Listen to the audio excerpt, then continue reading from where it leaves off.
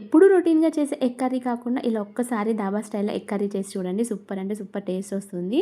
ఎటువంటి చింతపండు పులుసు లేకుండా ఈజీగా, క్విక్‌గా కూడా అయిపోతుంది. ఫస్ట్ ప్రాసెస్ ఏంటి అంటే ఒక బాండీ పెట్టేసుకొని అందులో కొంచెం ఆయిల్, అట్లనే కొన్ని టొమాటోస్, పచ్చిమిర్చి, అల్లం, ఆనియన్, చిన్నుల్లిపాయ, కొత్తిమీర, కొంచెం ఎండు కొబ్బరి వేసేసి ఈ స్టేజ్ వచ్చిన తర్వాత ఒక మిక్సీ జార్‌లో మిక్సీ పట్టేసుకొని పక్కన పెట్టేసుకోండి.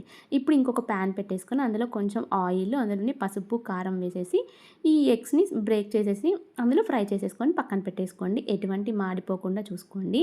తర్వాత ఇప్పుడు మనం అందులో బిర్యానీ ఆకు, చెక్క, లవంగం వేసేసి ఫ్రై చేసిన తర్వాత మనం పేస్ట్ చేసుకున్న ప్యూరీ ఉంది కదా! ఆ ప్యూరీ మొత్తం వేసేసి కొంచెం సాల్ట్, కొంచెం కారం వేసేసుకొని మనం కొంచెం వాటర్ వేసేసుకున్న తర్వాత కొంచెం ఆయిల్ అనేది సెపరేట్ అయ్యేంత వరకు ఉడికించుకోండి. ఇప్పుడు మనం ఫ్రై చేసుకున్న ఇవి ఉన్నాయి కదా! ఎగ్స్ ఉన్నాయి కదా! అవి కూడా వేసేసి కొంచెం పైన కొత్తిమీరతో గార్నిష్ చేసేసుకుంటే ఎంతో ఈజీ అయిన ఎగ్ కర్రీ అయితే రెడీ అయిపోతుంది. ఇది చపాతీ, పుల్కా, బిర్యానీలోకి కూడా, రైస్‌లోకి కూడా సూపర్ అంటే సూపర్ ఉంటుంది. వీడియో నచ్చినట్లయితే ప్లీజ్ లైక్ చేసి, షేర్ చేసి, కామెంట్ కూడా చేసేయండి. సబ్స్క్రైబ్